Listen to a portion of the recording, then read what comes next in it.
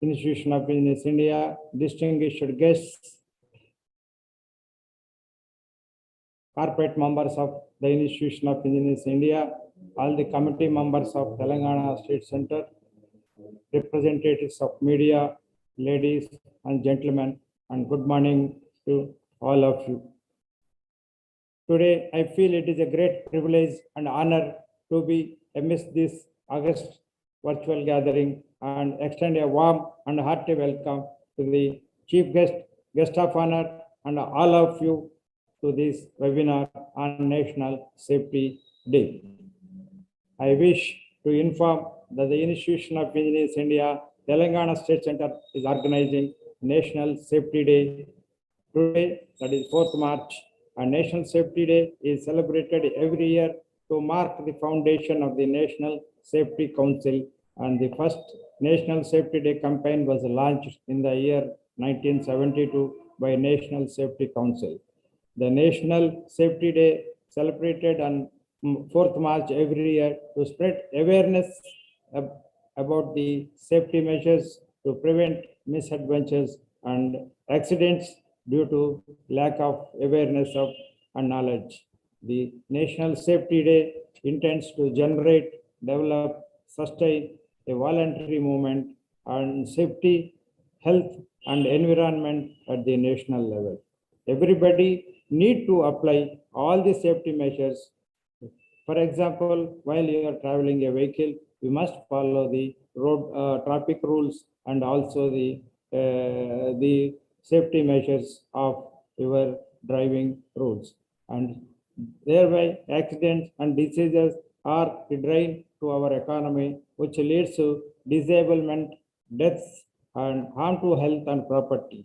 So not that we should learn from the after only the accident occurs. We should understand the importance of the safety by observing the safety rules, regulations, and should develop an attitude towards achieving our objectives of the nation.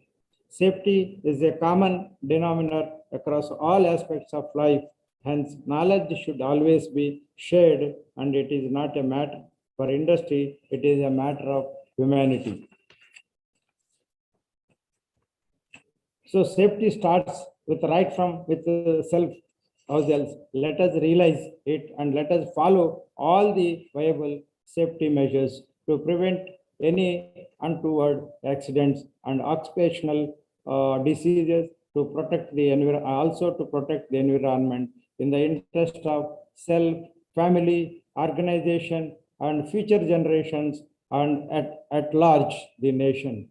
Since I know you're all anxiously awaiting to hear the wonderful talks to follow from the eminent speakers, I am limiting myself and hope that you will really enjoy the talk on this important and statutory National Safety Day.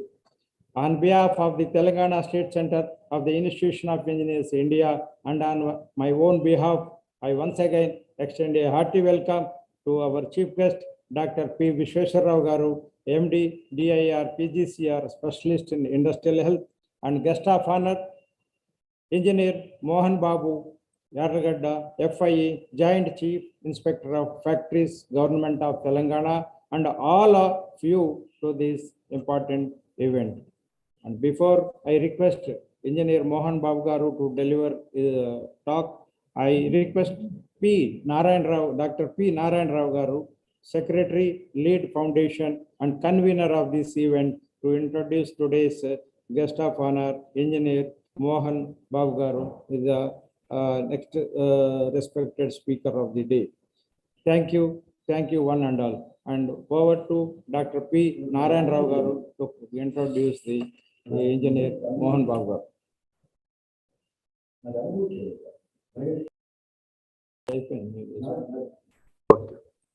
Hello, can you hear me?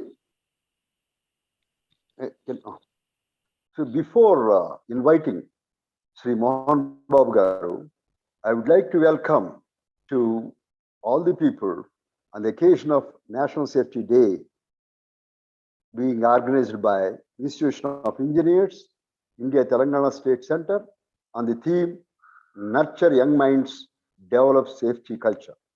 Respected Chairman Brahma Reddy Garu, Honorary Secretary Venkata Subbaiah Garu, Speakers P. Vishweswarrao Garu, Guest of Honor Sri Mohan Babu Garu, and other participants in the webinar. As we all know, National Safety Week, earlier it was National Safety Day, now it was changed to is observed every year in India on 4th March. The initiative to observe such a day was taken by the National Safety Council of India to mark its foundation day in 1966. This observance is being started in 1972. This is where we must understand. See, this is observance of the day, not the celebration of the day. Generally, celebration is done for Independence or Republic Day, but observance is because so many workers are laying their life in these hazardous conditions. So, National Safety Week has significantly contributed to reduction in the rate of industrial accidents and created widespread awareness among the people. The various activities undertaken on this day are initiation of safety pledge, safety competitions, essay, slogans, speaking performances, safety sessions, and training like workshops.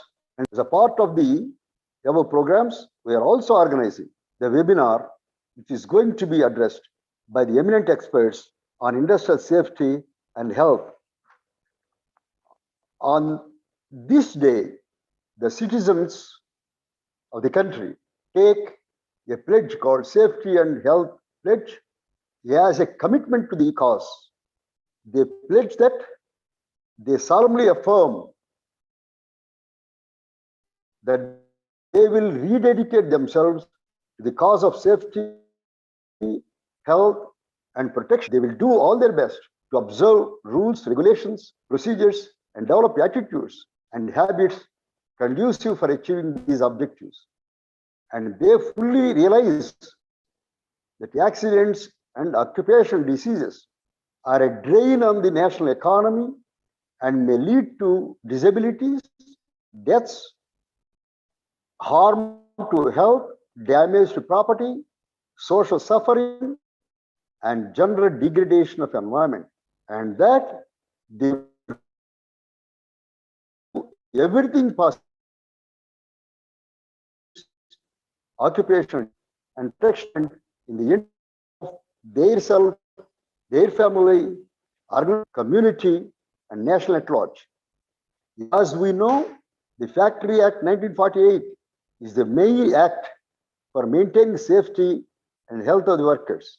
It was amended in 1987 to include health provisions on hazardous substances in the wake of Bhopal gas tragedy, which occurred in 1984. Recently, in 2020, Parliament brought out a labor code called Occupational Safety, Health and Working Conditions 2020. This replaces 13 factory laws already existing on the statute. On this occasion, I remember the path-breaking judgment given by Justice K. Ramaswamy, Supreme Court judge in Supreme Court, in the case Consumer Education and Research Center versus Union of India in 1995, almost 27 years back. He has directed the government of India to take into consideration the directive principles of state policy. So I just finished within a few minutes. Now, Article 38 lays down the foundation, because we must know the directive principles of state policy which relates to workers. So Article 38 lays down the foundation for human rights and enjoins the state to promote the welfare of the people by securing and protecting as effectively as it may, a social order in which justice, economic, social, and political shall inform all the institutions of the national life. Article 46 directs the state to protect the poor from social injustice and all forms of exploitation. Article 39 charges that the policy of the state shall be to secure the health and Please introduce the speakers. This is not yes, seminar, it's a talk. yes, introduction. Introduction of topic. Article It's not 42 seminar. mandates that the state shall make provision statutory or executive to secure just and human conditions of work.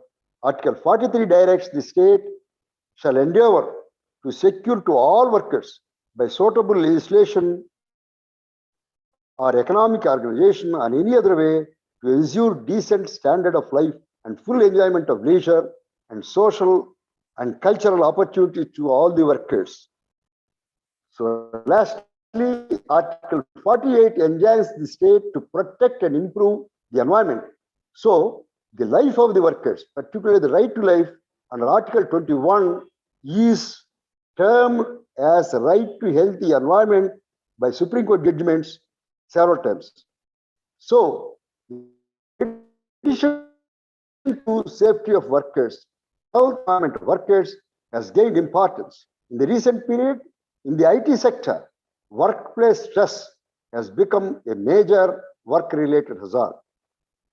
Today, we have to think of other 93% of the workers in this country having 60 crores who are in the unorganized sectors like agriculture, construction, mining, service sectors like transport and migrant workers, and those working in small industries.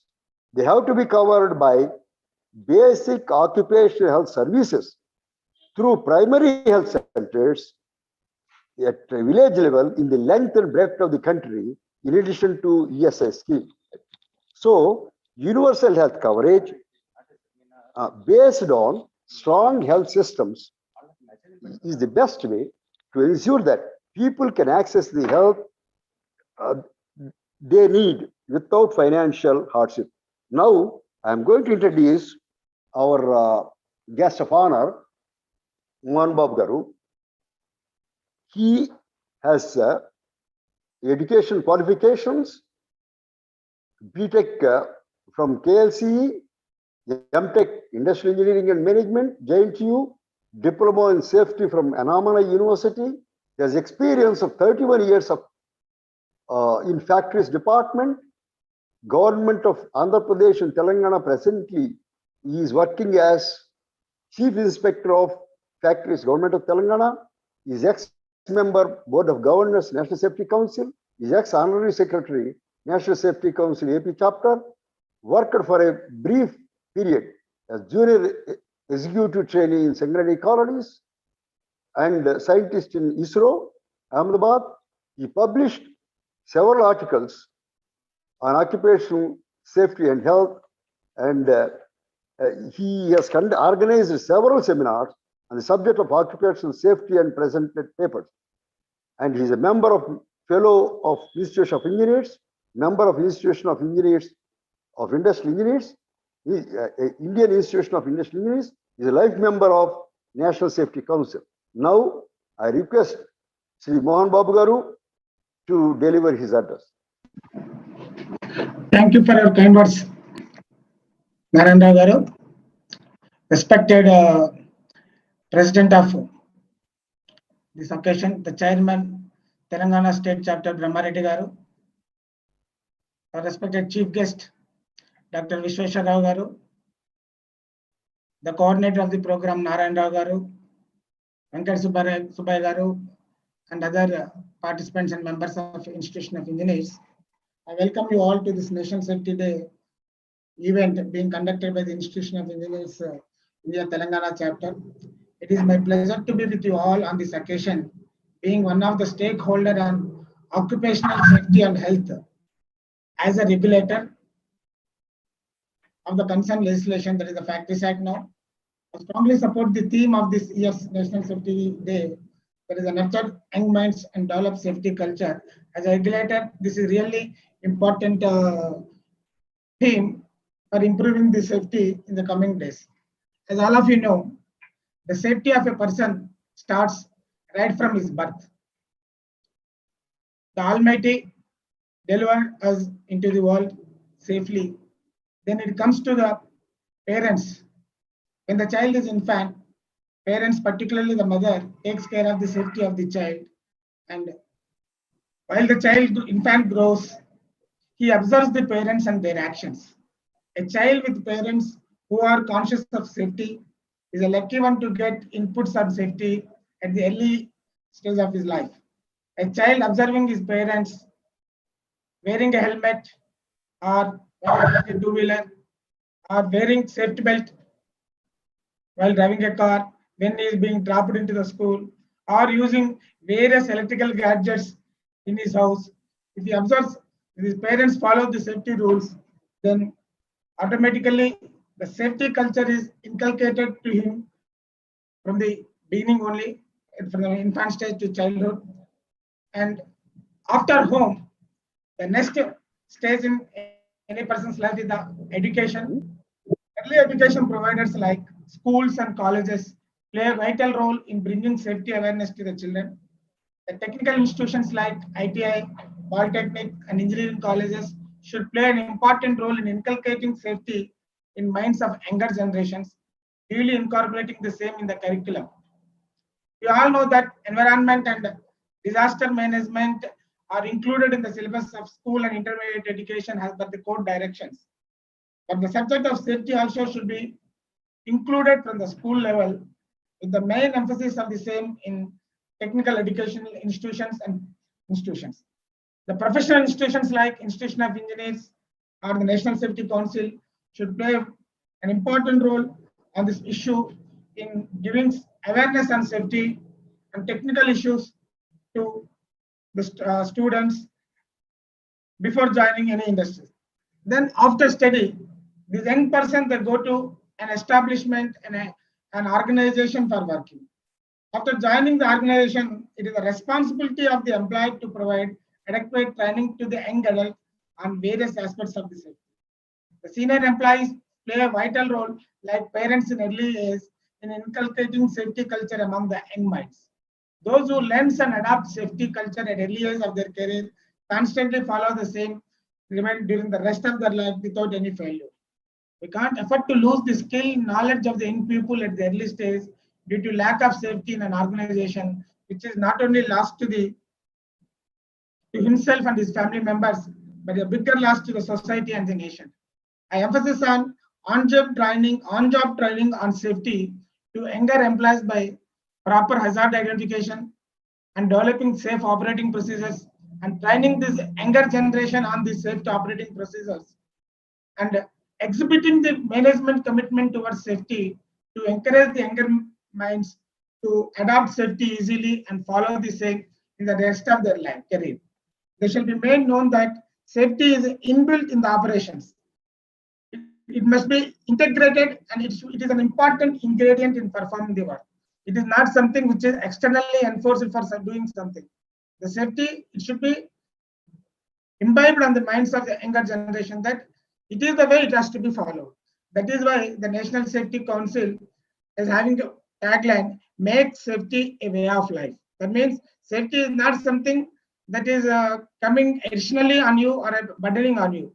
It is our way of life. Whatever we are doing, we have to do it safely, either at home or while on the road or while working in an establishment. The younger person seeing a senior colleague working without following the safety norms will be driven on the wrong side, whereas an young person will be fortunate enough to have the guidance of the senior and experienced persons who not only teaches the safety to his juniors but also practices the same, will have a well-developed safety consciousness and will become a role model for the coming generations in improving the safety performance of an industry, contributing for improved productivity and national building.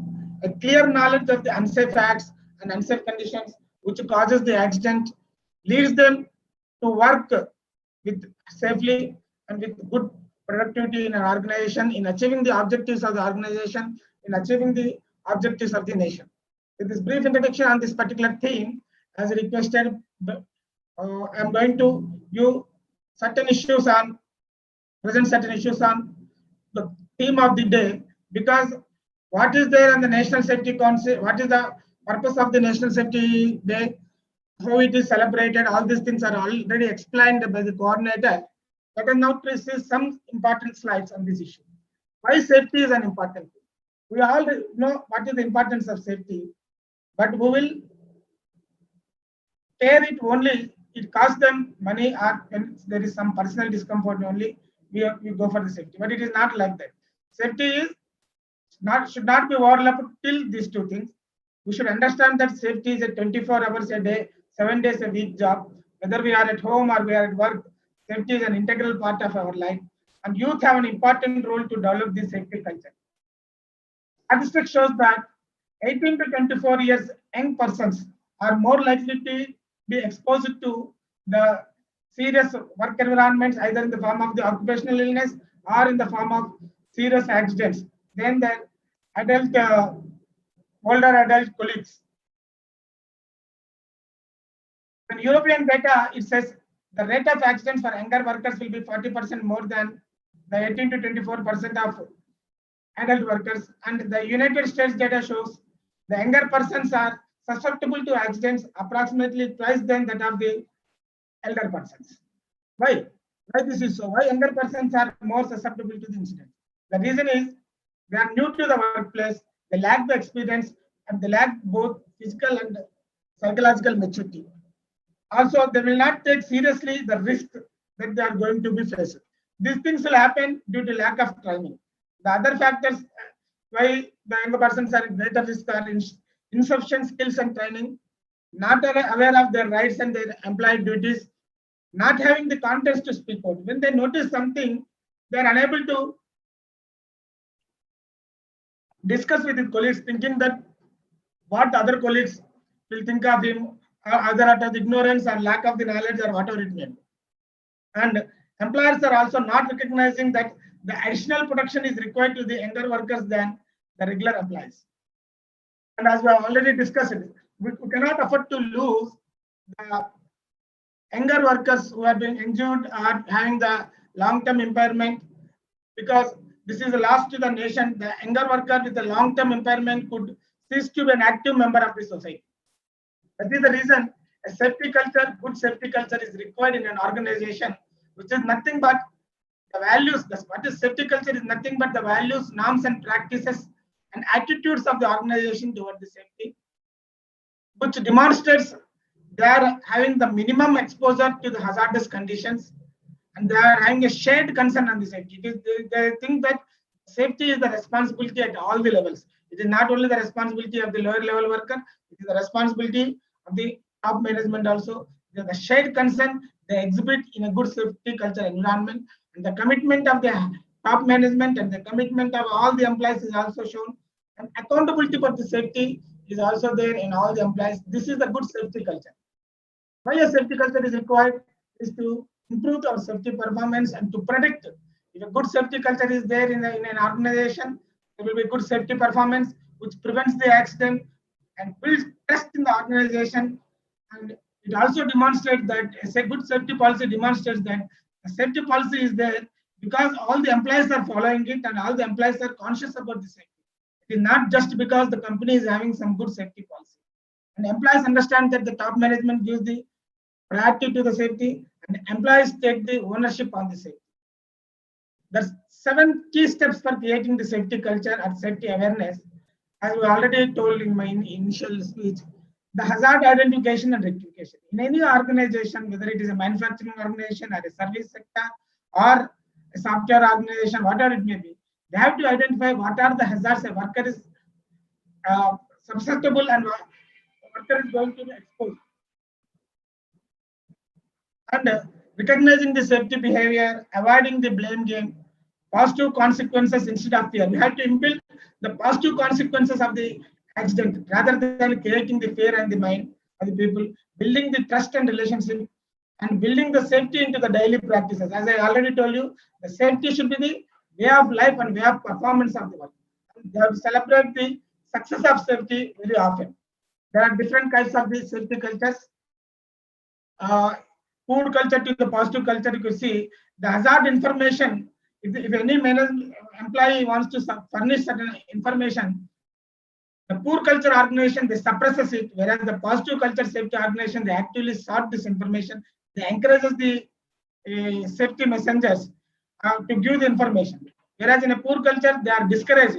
Whereas in a positive culture, the safety messengers, those spread safety, are trained and encouraged to give the safety messages. And in case of holding the responsibility, the poor culture safety management, everyone try to avoid, this is not my responsibility, I have to do only this job, this is the responsibility of someone like a safety professional or so.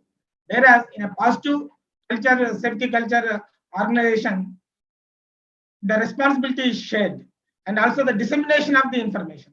Whatever is happening in their plant, they do not want to, as far as the safety is concerned, the poor culture organization, they do not want to share it to others, whereas the information is shared easily and with a positive response in a positive culture organization. And if any failure in any of the safety systems leads to cover up in poor culture organizations, whereas that leads to inquiries into why this particular failure has happened, why this accident has happened, why this hazard is there in this particular area, and what are the reforms to be done to improve the working conditions and to make the workplace hazard free. And the new ideas are crushed in a poor culture organization, whereas the new ideas are encouraged in a positive culture organization. If the management tries towards the positive culture by making young persons as a stakeholders, we will have a good positive culture, which is having a good reporting culture, information, informed culture, giving the information to the employees, flexible culture, allowing the quicker and smoother reaction of nominal events, learning culture that having a facility for training and hazard evaluation, just culture. It is not only punishing the failure person or the person who has deviated the safety norms, are also giving the rewards for sessions and reportings. The young minds of the workplace and hoping the dreaming, they are hoping and dreaming for the best safety culture is perhaps the most important responsibility of the employer. We cannot prevent all hazard in the workplace, but we can nurture the young minds to develop a safety culture. Without nurturing young minds, it will become very difficult to establish a safety culture, because the younger person, today's younger person will be going to be working that particular organization in future. So if unless we nurture them in the beginning, we cannot expect the sustainability of the safety culture or sustainability of the safety culture in the organization. The negotiated minds will make accident, whereas the nurtured minds develop the safety culture. If they are compromised with the safety issues that leads to the accident, if they are trained enough, nurtured enough to understand the safety, aware about the safety, that will develop the safety culture and improves the issues. And employer responsibility was already discussed. The various risk factors are there for the young persons, either because of their lack of knowledge, lack of education, and their exposure to various issues they're facing in an organization. And when our speaker has told about the occupational safety and health code, I will be showing only two or three slides. I'm going to show you the safety committees. One of the important feature of earlier Factories Act and now the present occupational safety and health working the code is, it leads to the participatory approach. The safety committee consists of the representation of both management and workers to improve this participatory approach, and it is mandatory in certain establishment. That means employing more than 100 workers in with hazardous operations or with the dangerous operations or building and other construction workers. These particular safety committees are must. These safety committees performs an important role in guiding the younger workforce. Similarly, the safety officers are also required to be appointed in organizations, various scale that is that we are not going to discuss much. But the main responsibility of the safety officer is they have to include, the responsibilities include training and motivating the younger and new employees in an organization. So the safety committee safety officers, whatever is envisaged under Occupational Safety, Health and Welfare Code. These two are the important tools in nurturing the young minds to improve occupational safety and health in organizations. And as far as the present condition of the code is concerned, just one slide for the information of all the members. As pointed out by our coordinator, Parliament has already passed the bill, and state government and central government have to notify the rules. Central government has already notified the rule, and state government has notified the draft rules on 28th of this month, and which is published in the Gazette on 31st of January. They are declared on 28th of January and published on 31st of January. 45 days time is there for giving suggestions and improvements. All of you can go through that. It is available in the government portal and in the form of GO, and you can make your suggestions on improving these things, and government will consider these things and make while making the final rules. And several sectors are covered. Earlier under Factories Act, only factory, the premises covered, and the establishments defined under the factory definition only covered. Now several other establishments like building and other construction workers, cinematographer workers, motor transport workers, contract workers, migrant workers, and several plantation labor, several other occupations are also covered under Occupational Safety Welfare Code. And one important feature of this code is it encourages the compliance rather than punishment. This particular code encourages the compliance, and with this,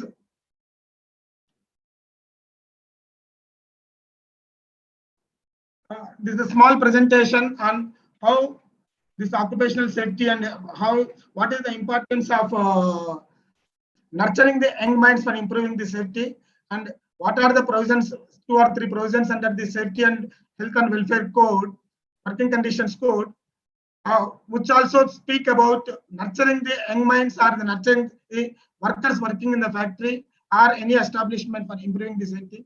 If these norms are followed, the objective of the today's Safety Day theme, nurturing young minds and for improving the safety culture, will be achieved.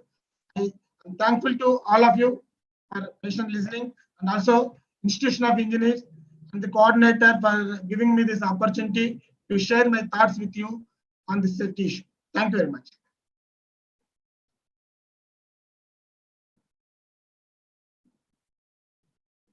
Thank you very much,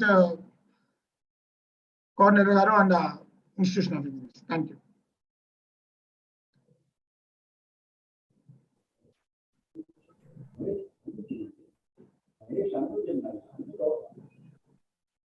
Mahesh? Mahesh? Hello? Mahesh?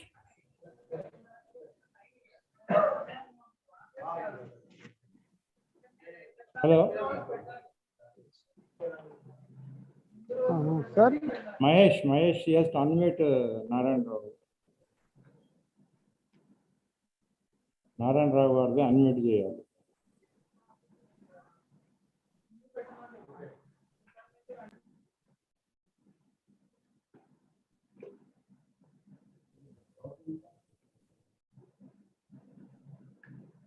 ఇక్కడి నుంచి మాట్లాడండి.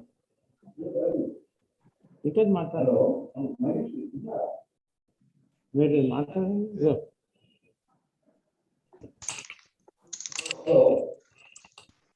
hello. Now it's coming at me. Hello. Hello. Can you hear me? Yeah, I can hear you. Yeah. Yes, sir. So we thank Mohan Babu Garu for his eloquent address given to us. As he told, every day is Safety Day, and we have to encourage new ideas from the workers and young minds from school and college levels. And also, we must think of participation of workers in the management, and also he stressed on the punishment and reward for those who comply with the safety provisions, and he dealt with the employer responsibility, and also on the responsibility of safety officers and safety committees, and he dealt with new code which is coming on occupational safety, health and working conditions, which was promulgated in Parliament. And there is still time to give sessions for that code, and all the young workers and others can give sessions for the code. So now I request Chairman to proceed. Thank you, Dr. Mohan Babu Garu and Dr. P.N. Rao Garu for summarizing this wonderful speech. Now, may I request Dr. G. Venkat Subbiah, our Honorary Secretary, to kindly introduce today's chief guest, Dr. P. Vishweshwar Rao Garu. Thank you, sir. Chairman, sir. It is a privilege for me to introduce our chief guest, Dr. P. Vishweshwar Rao Garu. Coming to the qualifications, he is MD, DIH Calcutta, PGCR Mumbai, and MBBS from AMC Visakhapatnam during 1972 to 78, MD from NIMS Hyderabad, DIH Diploma in Industrial Health from All India Institute of Hygiene and Public Health, Calcutta, postgraduate course in medical rehabilitation from All India Institute of Physical Medicine and Rehabilitation, Mumbai. And coming to Dr. P. Vishweshwar Rao service experience, he has 34 years experience in various departments under Government of India, starting from Indian Railways, Ministers of Communications, Finance SPP, Labor WLO, Directorate General of Mines Safety as Medical Inspector of Mines in AP, Tamil Nadu, Karnataka and Kerala, Ministry of Health, Central Government Health Scheme, Hyderabad and Nagpur, Home Ministry, CISF, Executive Member, Indian Association of Occupational Health and National Safety Council, and Certified Surgeon, Occupational Health under the Directorate General of Mines Safety, Dhanbad. So, sir is also a guest faculty for many, for naming them, in Nizam's Institute of Medical Sciences, St. John's Ambulance Association and institutes like JNTU, SK, NICMAR, Hyderabad, Directorate of Finance, Government of AP for teaching occupational health and administrative staff college for hospital and health administration topics, and as faculty to public health nutrition in Hyderabad Central University. And coming to awards of Dr. P. Vishweshwar Rao Garu, he got Best Industrial Medical Officer in the year 1990 by His Excellency, the Honorable Governor of Andhra Pradesh, and Health Management Award from Honorable Minister for Labor and Employment, Government of AP during 1992. He retired as Super Time Administrative Grade Senior Chief Medical Officer, Higher Admission Grade in Post-Retirement from DRDO Campus, Hyderabad. So thank you, sir. So now I invite our chief guest, Dr. P. Vishweshwar Rao Garu, to address the gatherings. Sir, thank Hello, you. am I audible? Hello, Yes, sir. You are audible, sir. Yes, sir, Please you are go ahead. audible. is my presentation visible? Not yet, sir. You have to again share the screen. You were trying to share it, it did not come. Oh, I'll try once again.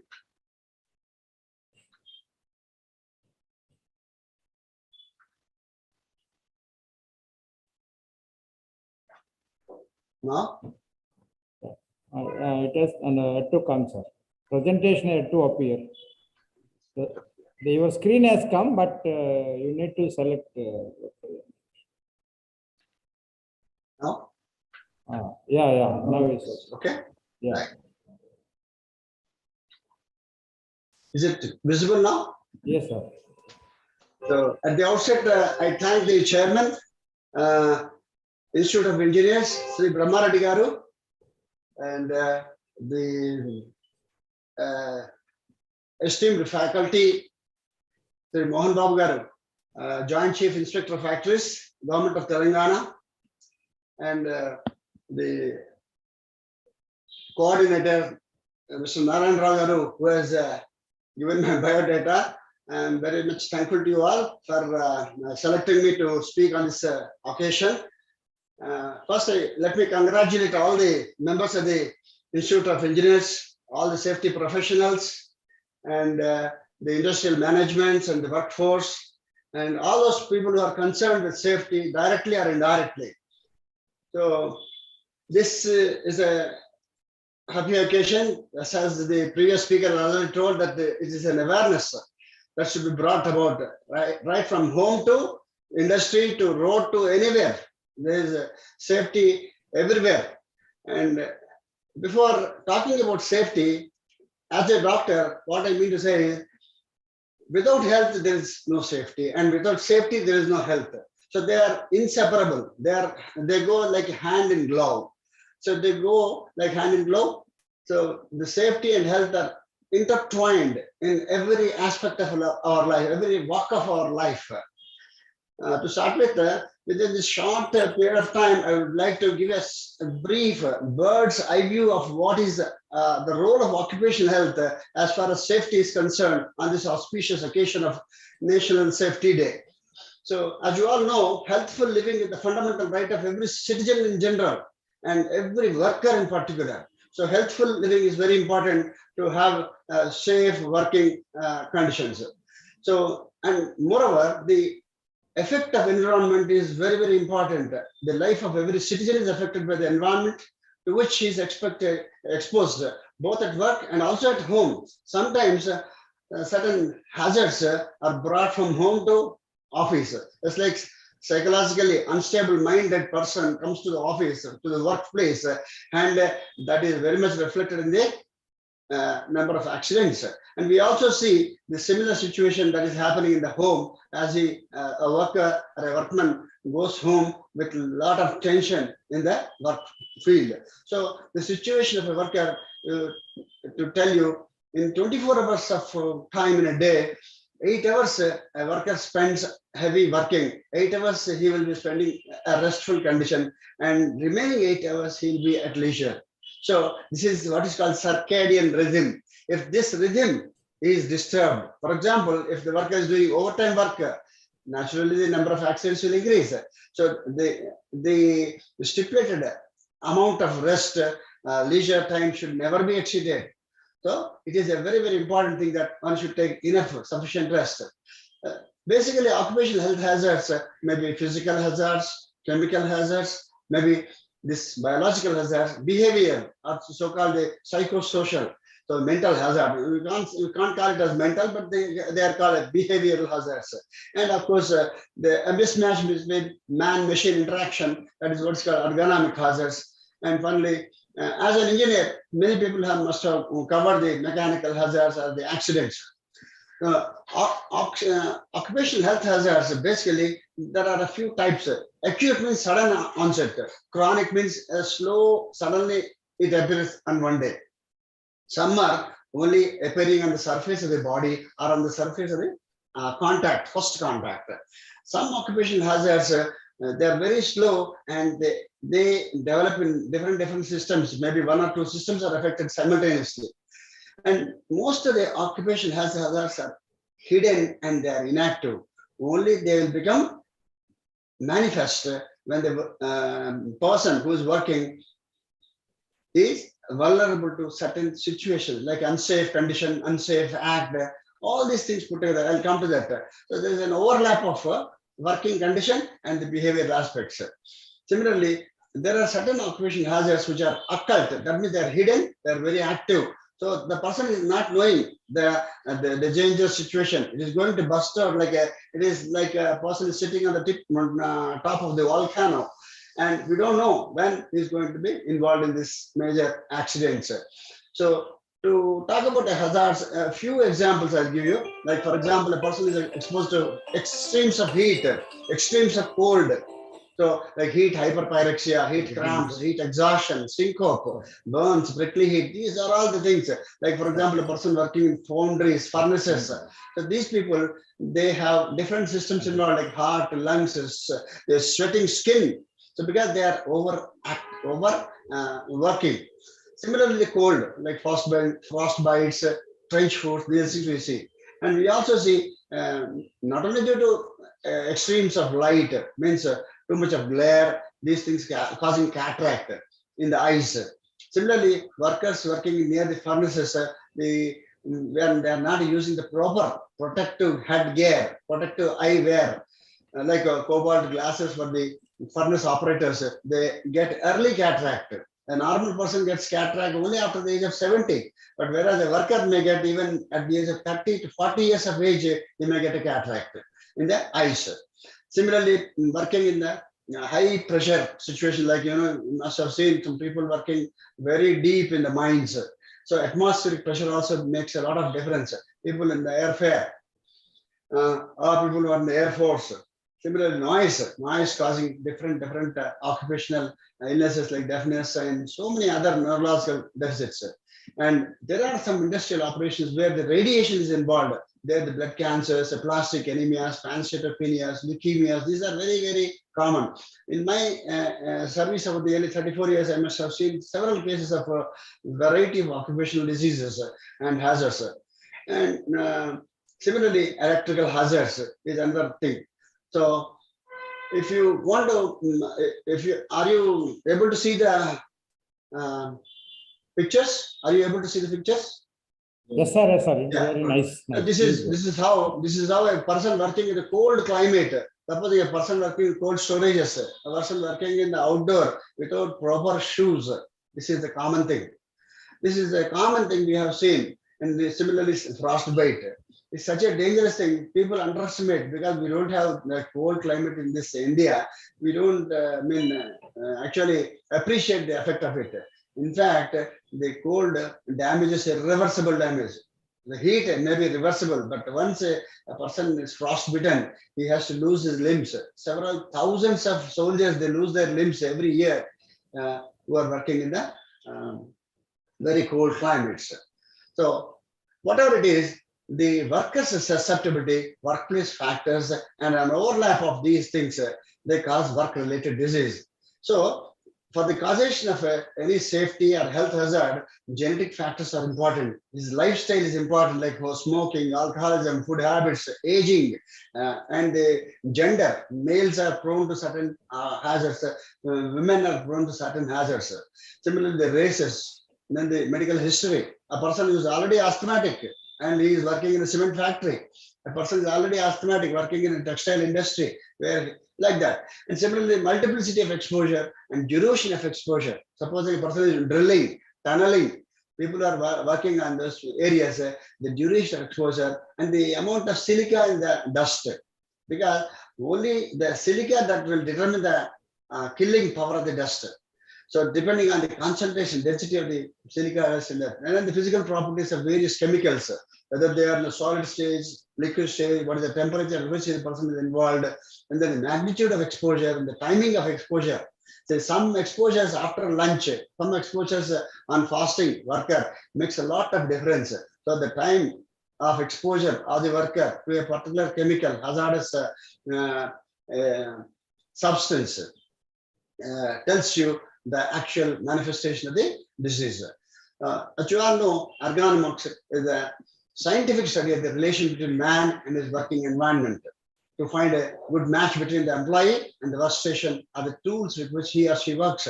So where the worker or the industrial person is always in conflict with the organization, always in conflict with the job content, in the environment, the tool with which he is working, the maintenance, everything depends on the hazardous situation depends on the maintenance of all these things, right from workstation to tool to the job content to the stress that is involved, the overtime work that is involved, like that. For example, most of the occupational diseases and hazards and incidents are preventable. Almost, if you observe, for example, the heat stress almost totally 100% can be eliminated only by engineering control. There is no medicine for most of the occupational health hazards.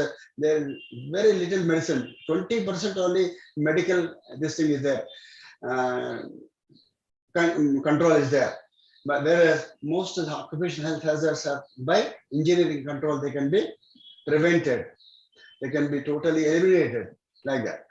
Similarly, noise exposures are also very important. Noise is always associated with vibration also. Noise and vibration, they work together on the individual, like peripheral neuritis. So losing hearing capacity is a very, very slow procedure because the so-called 4Ps that are associated with the noise-induced hearing loss, this is also compensable disease. In the Factory Act, so many diseases are there, but we hardly find a worker applying for a compensation because unfortunately, by the time the worker knows that he lost the hearing, he must have already changed 3-4 jobs. It is very difficult to prove in a court of law that he has lost his hearing capacity only because of particular occupation. It's very difficult to prove in the court of law. So it's always prevention is better than cure. It's really apt, this statement. So, because this loss of hearing is painless, so he doesn't know. Nobody knows that he is losing his hearing capacity. It's very progressive, permanent, and it is irreversible. Whereas the most important and best part of it is preventable. So like that, the person has to be very, very careful while working. Similarly, a person working with vibrating tools is very common. They get peripheral neuritis. So tingling, numbness in the peripheries, like the hands and feet. And similarly, some people even get vibration-induced white fingers, also known as Raynaud phenomenon. This is very commonly seen in the destruction workers, like road breaking people and then demolition workers. These people, they get these things. And when you come to the dust part of it, many people working outdoor, they are exposed to varieties of dust. So the dust hazard will depend upon the concentration and the density of the pollutant, the type of chemical that is involved in that, the type of mineral that is involved there. Maybe sometimes radiological dust, maybe sometimes it is silica dust. They are very deadly. And the duration of exposure, some dust, they are harmful within just a few months of working, like from 6 months to 2 years is enough for some of the dust. Whereas some dust, they'll show their symptoms only after 3 to 4 years of thing. For example, iron ore mines, coal mines, there are a lot of difference. They are very inert. The dust is inert in nature. It will not cause a severe reaction. But there are some dust like, manganese dust, mercurial dust, zinc, these dust, silica dust, asbestos, most deadly. These are deadly. So one has to take a lot of precautions. More important is the susceptibility of the individual. Only some people are susceptible. Not that everybody is going to get this disease. Some people are vulnerable to this. Those vulnerable groups have to be identified very early. And also the route of entry. If suppose he inhales through the lungs, it is very fast. And if it through the mouth is very slow, it may get discharged through the motion. And the rate of elimination, supposing his kidneys are very good condition, some healthy person is non-smoker. So that's very easy for him to escape. Similarly, the combined effect of pollutants, sometimes the worker is simultaneously exposed to different varieties of pollutants. Like that. It all depends on varieties of combinations. And then pneumoconias can be due to so many things, silicosis, silica, and silicotuberculosis. Unfortunately, many people don't know that tuberculosis is not compensable. Even if silicosis is there, supposing the person is also having tuberculosis, then poor fellow, he will not be eligible for any compensation. Only pure silicosis is only compensable. And we can't identify it with a normal X-ray. This silicosis X-ray chest has to be compared with the ILO set of X-rays, and that has to be graded. And that too, the medical board only can settle this. So by the time the worker goes to a court of law for compensation, almost everything is done. Very, very difficult for. So it's a very good advice from the medical point of view that workers should not think about compensation. You should forget about compensation. First, he has to protect his life. Only prevention of an accident, prevention of an unsafe condition, and prevention of an occupational illness. You have to nip in the bud. Like, for example, coal workers' pneumoconiosis, non-fibrous silicates like mica, quartz, limestone, beryllium, so many. There are iron. And then Parkinson's disease. These diseases, once they start, they are progressive in nature. The thing is, they are progressive, they are irreversible. So similarly, ARDS means acute respiratory distress syndrome. Just as we are seeing bird flu, swine flu, nowadays we are seeing so many varieties of flus. Recently, the COVID has come. COVID is also one kind of an ARDS, acute respiratory distress syndrome. It is also common with the irritant gas exposures. Similarly, humidifiers lungs, Legionnaires disease. These are also because of improper ventilation systems having a very poor filters for the air filters. So these are the things. I just want to give, I don't want to take much of your time because I can go on for any number of hours like this, but let me talk about just one important slide. Death rates have been compared for lung cancer for 1 lakh million years. 1 lakh million years, that means number of people have been multiplied with the number of years they have survived. So a non-smoker who is also not exposed to asbestos, the death rate is 11.3. This is only a number. This is not a percentage. It is a number. So non-smoker, no asbestos exposure, the death for 1 lakh million years from lung cancer is 11.3. Whereas the same person when he is exposed to asbestos, it becomes 58.4. And the same smoker, but no asbestos exposure, this is 122.6. That means you should be very clear that smoking is much more dangerous than asbestos. Many people blame asbestos. Okay, asbestos is dangerous, but if you smoker, it is much worse. So a smoker with asbestos exposure, the death rate for 1 lakh million years. See how from 11.3 it has come to 601. That is the incidence of death rate for lung cancer for just a single parameter.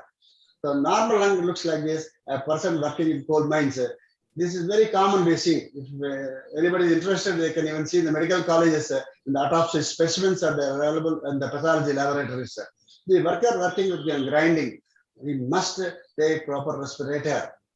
Today, COVID, only we are wearing mask, N95 mask only for COVID. This silicosis is much more dangerous than the COVID. COVID may be curable, but silicosis once comes, it is irreparable, irrecoverable, and it is progressive. Even after leaving the job, the disease continues for years together. So generally, the worker blames the third or fourth management where he goes on changing his jobs. So that is the pity of this person. And the person will be of no use. He can't even walk to his bathroom also. And similarly, this is totally different from asthma. Simple asthma due to cotton dust and then various fibrous silicate dust. Similarly, lung congestion due to some disease like tuberculosis, this is totally different. So lung congestion, these are all preventable with antibiotics and various bronchodilators, whereas silicosis is not preventable. This is very normal and a person with pleural effusion. This is how it looks like. So my sincere advice is every worker should be exposed to periodical medical examination, at least once in a year, if not once in a year, once in 2 years. An X-ray test should be done wherever their lungs are going to be involved. Basically, occupational health hazards are seen on the lungs, the blood, and the skin, majority. Of course, some metals like lead and all, they involve every part of the body. So some of them are even categorized as carcinogens, like arsenic, asbestos, cocoa, and emissions, dischloromethyl, nickel, chromium, like that. So many are there. I'm talking about. But whereas, in spite of all these things, if you have a small peak flow meter, it costs hardly 500 rupees, and it's very cheap. Only you have to blow the air in the morning shift when you enter the shift, and at the end of the shift, before going home. See the difference between the vital capacity in the morning, vital capacity at the end of the shift. Suppose there is a lot of difference. That is more than 15% reduction. More than 15% reduction is a very dangerous thing. So you should immediately seek medical attention. You should seek medical advice. So periodical medical examination, and also not only that it is statutory, but still even if statutory also, many people, they don't do the appropriate test. Or irrelevant tests are of no use. So one has to do appropriate tests. Hello? Hello? No.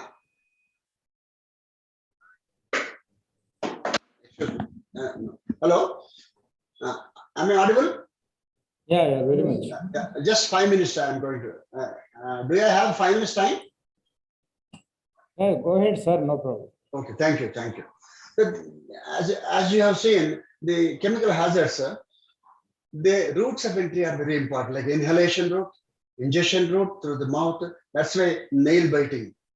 And then drinking, eating in the workplace is very, very dangerous. Like for example, a person working with pesticides, pharma, some are working with anti-cancer drugs, industries, and some hazardous chemicals, people like chrome and all.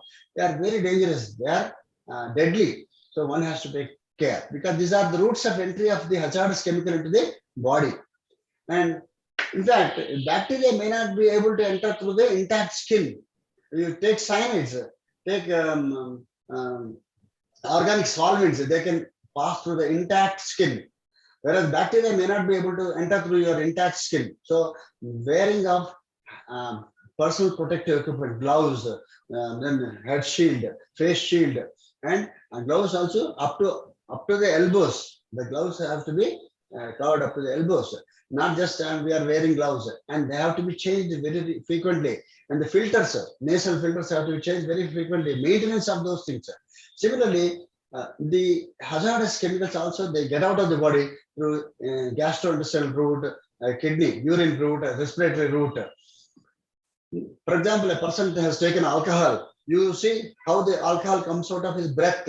So these chemicals also come out of the sweat, breath, to the motion, urine. So they try to come out. So if your health condition is very good, the workers also get eliminated of all these hazardous chemicals. So one has to keep a good health, good habits, all these things. And many people think that hearing loss is only because of noise. It is not like that. Some chemicals are there. They even cause loss of hearing capacity by just smelling. By smelling carbon monoxide, hydrogen sulfide, arsenic, lead, trichloroethylene. Some only examples I'm giving. So these chemicals, just by inhalation, smelling them, a person loses hearing because our hearing nerve is the most sensitive, very delicate. Once a person loses hearing capacity, it is permanent and irreparable. So there are various chemicals which are important chemicals, right from cyanides to solvents to oxidizers, water reactive chemicals like that. So one has to be very careful. MSDS is there. Every worker, every person who is dealing with a particular chemical should see the MSDS. What are the likely hazards? Hazard is only a likelihood that a particular event may occur, may not occur, depending on his physical capacity, depending on the concentration, various factors we have already discussed now. So these things, some are only splashes on the ice, and locally you can wash it off and then get off. Whereas some are, they go through, penetrate the skin and enter the systems. So one has to be very careful about the systemic involvement of the disease. So organic system is sometimes they even damage the unborn child. That's why we don't allow pregnant ladies to work in or even women in the work, childbearing age to work in hazardous chemical or hazardous operations.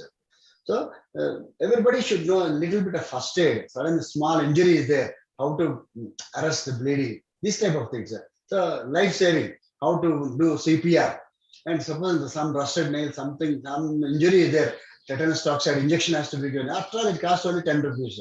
If he doesn't take one tetanus toxide injection, it is almost a dhanurvatam. It is called dhanush, like a bow. This is tetanic spasm. Just 10 rupees injection he neglects, and he goes to the hospital and pays about lakhs of rupees, and there is no guarantee of life also, in spite of spending lakhs of rupees. Like that, there are so many chemicals affecting the human system. So eczema due to not wearing proper gloves, like that. So always a person has to work, the supervisors, the safety professionals, and the people who are all concerned, management should always see whether there is any relationship between the worker's complaint and the working condition. What is the latency period? Is the latency period adequate? See, the worker has joined just 2 years back, 1 year back, 6 months back. Whether is it sufficient for him to go this thing? And what is the exposure data? Is that consistent? Like that. So, is there any relief? So, always the management should insist on personal protection and role of everybody. The committed workers, the worker groups, they can play a very important role in integrating the needs with their management objectives. So the workers, even the unions, they should not feel that medical examination is done only to remove somebody. No, it is never like that. The medical examination is meant for self-assessment, self-appraisal of a health condition, and it should be recorded. And employers also, they don't want the workers to suffer. They don't want to, because they are the asset. But most of the bad working conditions, they arise from ignorance and indifference, carelessness, ignorance. And ignorance is really the most dangerous thing. And the role of government officials in not inspecting. Inspecting is the final thing. First, guiding them, supervising them, monitoring them, and in improvement of the safety standards. The safety should be inculcated in the young minds, just as our slogan today, to nurture the young minds in the culture of safety. So what is this? First, anticipate. So first is anticipation of a risk. Yeah, this work we are doing, this is likely. A borewell operator, some borewell rig, a person is working. Have you ever seen a person wearing a mask? Some people, they put some dhoti or some handkerchief. And how much time he uses. So how long he is working? If you observe carefully, no borewell operator works for more than 2 to 3 years. Similarly, he goes away because he gets some problems. So always anticipate the risk and try to recognize the risk. Sometimes the disease is already there. Only because you have not gone to the doctor, it is not recognized, not diagnosed. So recognition of an already existing risk is very, very important. Once you have recognized a disease, a hazard, an ailment, that has to be evaluated. The magnitude of the problem, what is the severity of the problem, has to be evaluated. Then control of every recognized hazard, every recognized condition, ailment has to be controlled. And after controlling, most important thing is monitor them. Because after correction of some engineering method, one has to re-evaluate whether the corrective measures are sufficient, then monitor them, and finally, honest reporting. So people are afraid of reporting accidents to the Directorate of Factories because they are not going to take any punitive action. But honest reporting for follow-up or remedial measures is very, very important. So with this short presentation, I wanted to congratulate you and also thank you for giving me this beautiful opportunity. Thank you, one and all. Thank you, sir. Dr. Vishweswar Rao garu. Sir, it's a really wonderful. I should thank the electricity board for giving me this. Sir, it is not short, not only short, sir, it is very sweet and sir, really very useful, and this talk is very pragmatic and with wonderful content with high quality, and this, as you said, and I am sure that the youngsters and even not youngsters, everybody should follow these safety measures. Even we daily see in our life negligence in the domestic also, touching the electric switches with the wet hands or wet feet like that, or switching off gas, anything is a safety measure has to be. And your talk on this industrial health is really a wonderful, sir. And you have also described so nicely about the work-related diseases and worker susceptibility, and also what are the workplace factors, how a human brain also affects with the stress and the other factors which are the risk factors for the hazards in the different situation in working in the situation, and also what should be the role of a corporate and also management of the corporates, and the employee himself should also, though there are many people have the knowledge, but sometimes due to human negligence or it may be some accidents happening in the many of these things. You have given nice, very examples of that, and also how it affects the human body and where how it should be really, because I tell you one case in Air Force, when they were working in Air Force,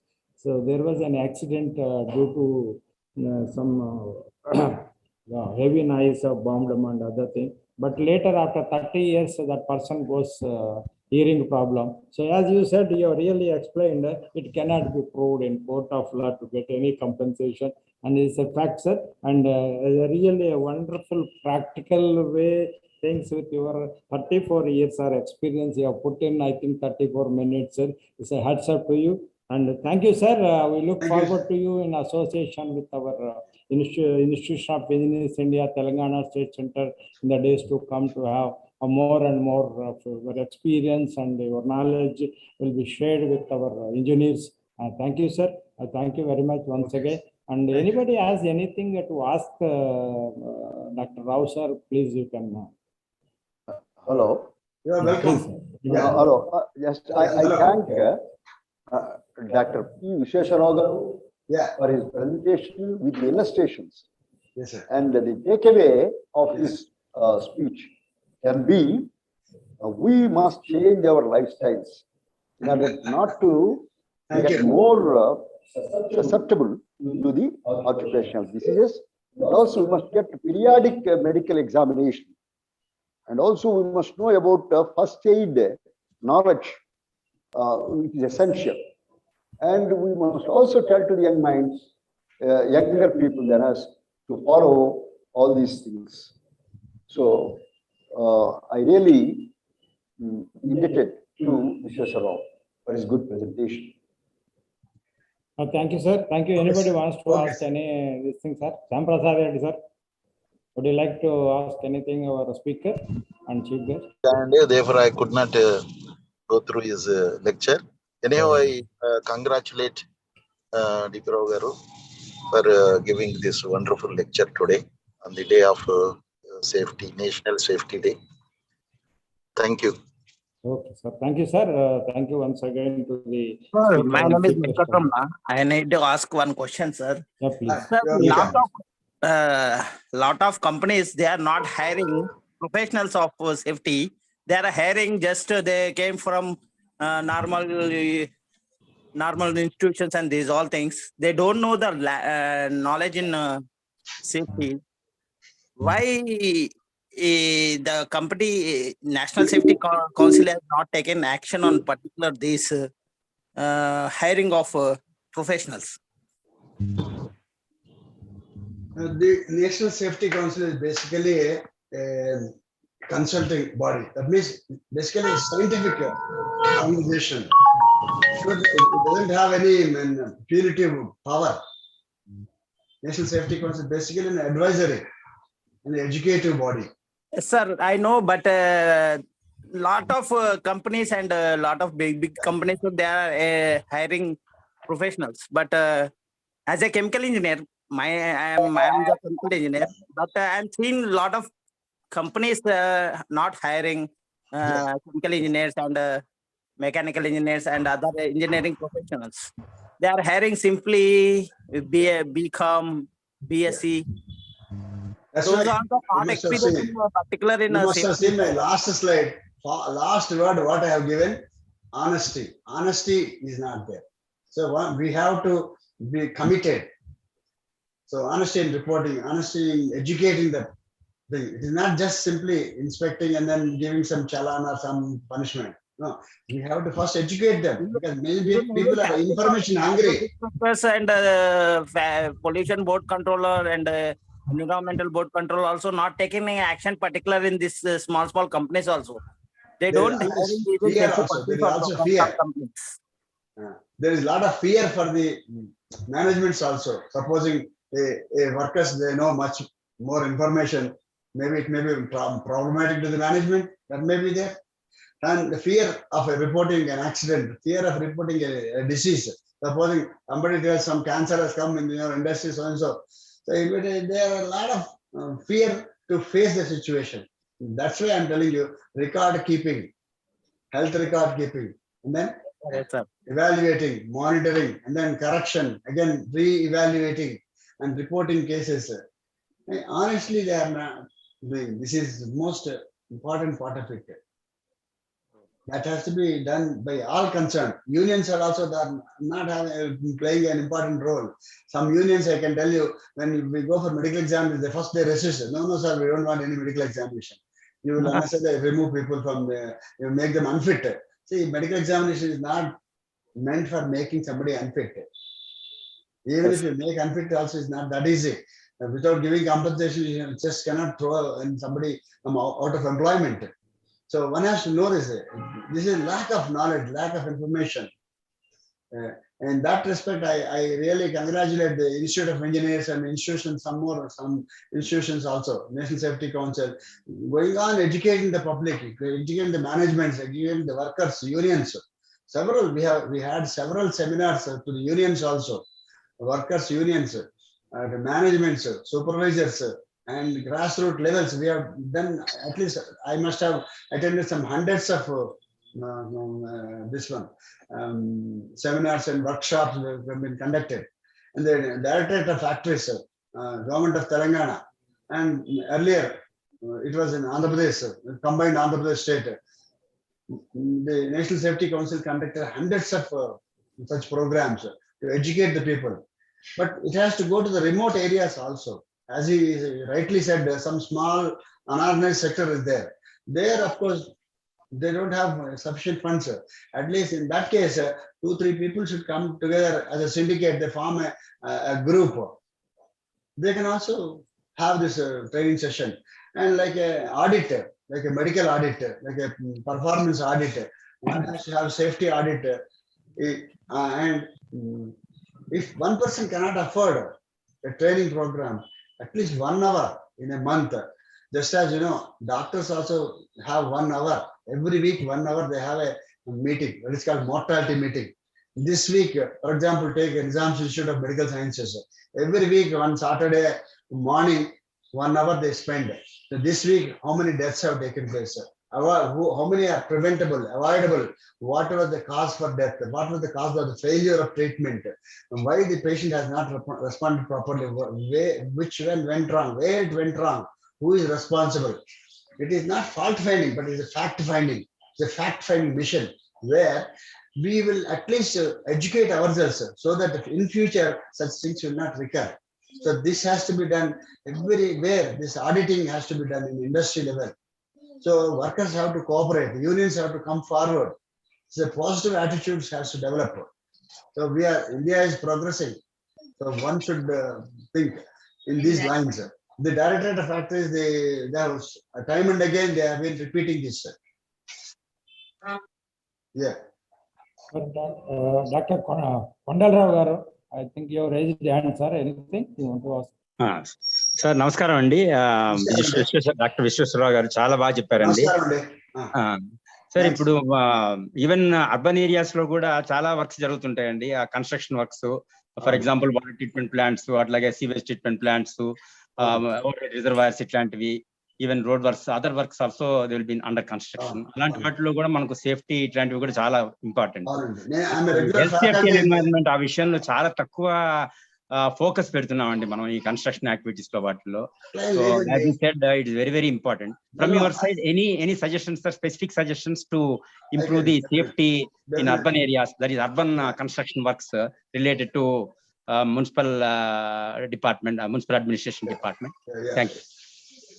Actually, it is not true, sir, because I am a regular faculty in National NICMAR, Construction Management Research Institution. I am a regular faculty there. There are nearly every year some 40 to 80 students are trained in this.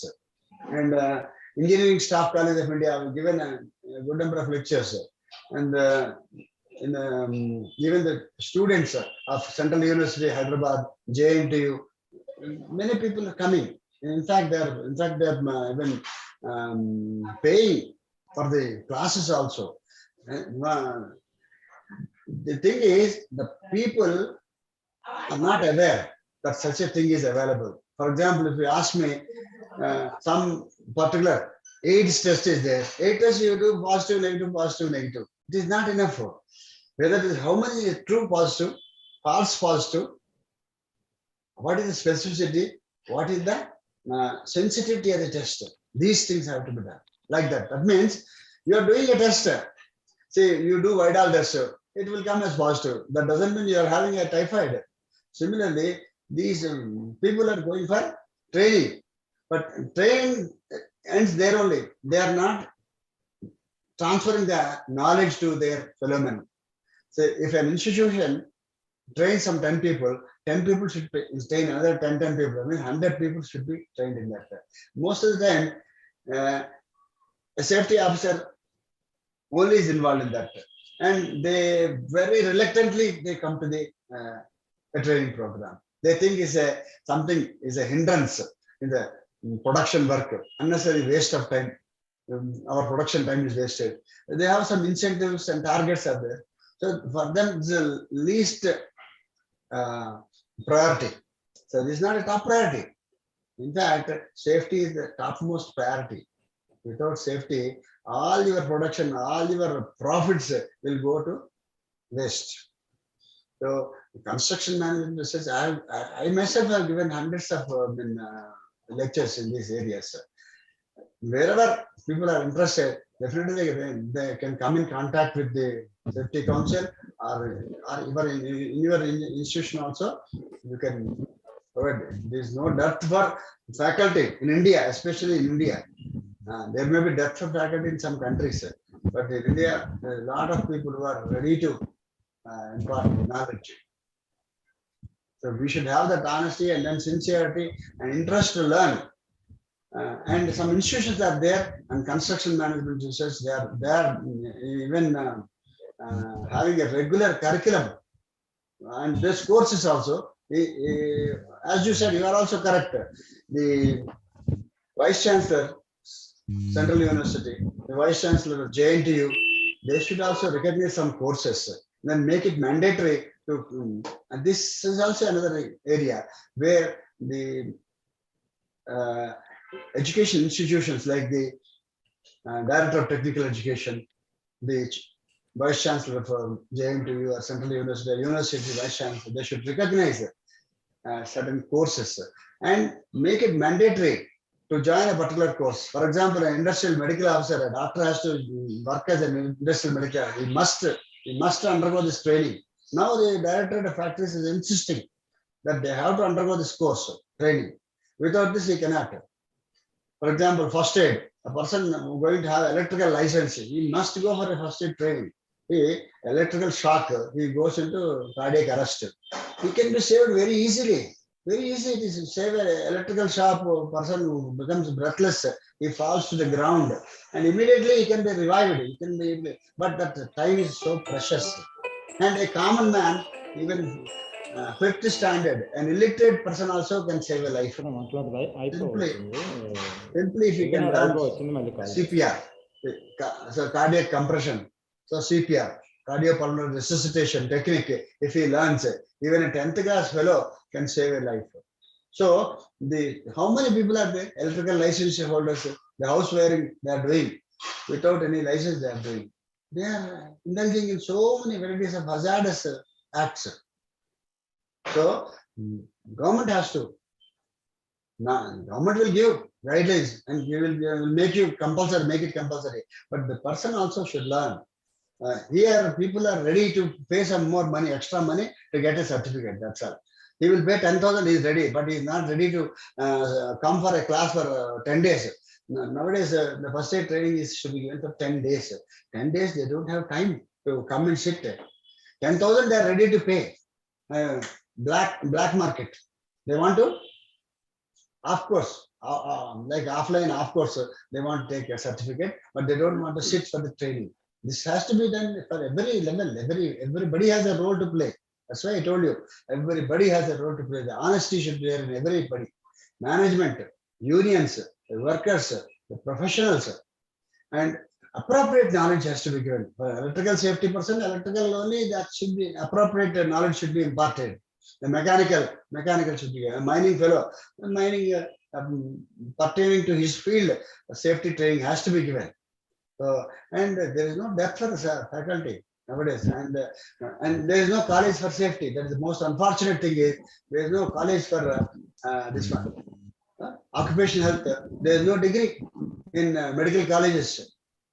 There is no institution which is giving industrial safety, the diploma course. The diploma course has to be recognized, has to be registered, and then has to be opened up in the university several times. The IOH also repeatedly telling that there should be a course included. So many courses have been introduced in the universities like JNTU and Central University. Why can't they introduce one course and make it compulsory for those people who are taking employment? So construction, people, how much risk they are taking. Forklift operators are there, high raising lifts they are used. And his vision is how much important, binocular vision, the acuity of vision and the color vision. Many people are color blind. We don't know, unless and until you test, we don't know whether the person is color blind or not.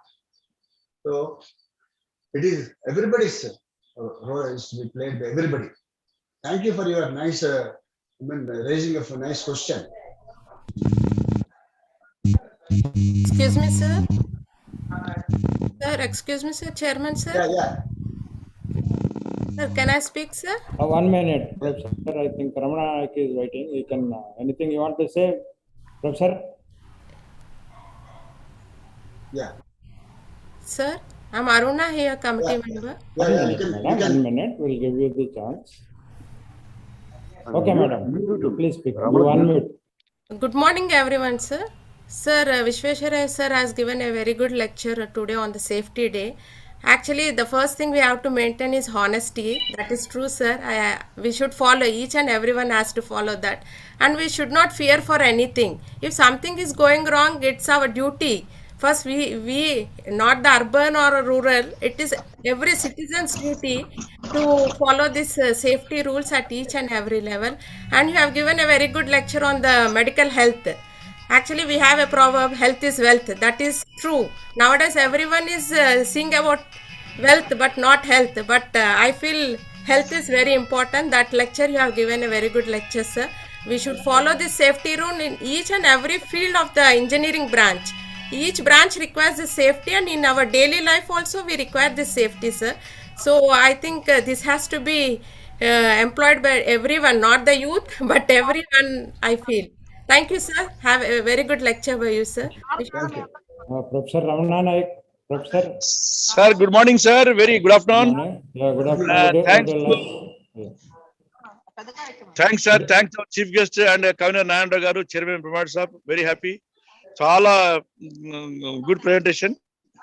As Sam Brothers are చెప్పినట్టు and Madam Aruna చెప్పినట్టు చాలా బాగుంది, sir. We are follow and as she said, health is always wealth. Congrats, sir. Congrats Nayandra గారికి ప్రత్యేక ధన్యవాదములు. Hope that Nayandra sir ఇటువంటి చాలా పెట్టారు మాకు. Not only this, he conducted so many seminars as a governor. Congrats, sir. Thank you. Thanks, sir. Good day. Okay, thank you very much. Sir, now again thanking the chief guest.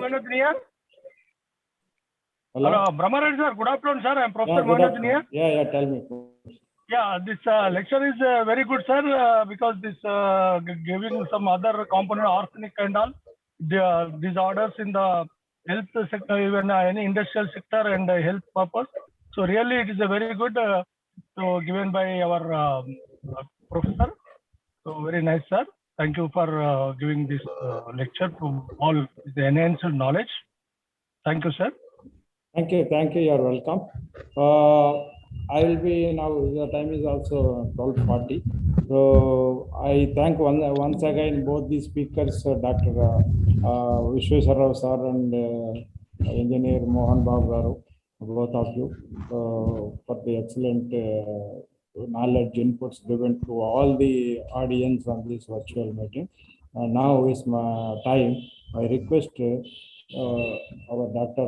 G. Venkat Subbaya Garu, Honorary Secretary, to kindly propose vote of thanks. Thank you, sir. Chairman, sir. It is a privilege for me to have been asked to propose the vote of thanks on this occasion. So, respected Chief Guest, Dr. P. Vishweshwar Rao, MD, Specialist in Industrial Health, and Guest of Honor, Engineer Mohan Babu Y, FIE, Joint Chief Inspector of Factories, Government of Telangana, Engineer B. Brahmareddy, FIE, Chairman, Telangana State Center, Dr. P. Narayan Rao, Secretary, Lead Foundation, and convener of this event, past Chairman, Council members, past Honorary Secretaries, members of Telangana State Central Committee, distinguished guests, representatives of media, ladies and gentlemen, good afternoon.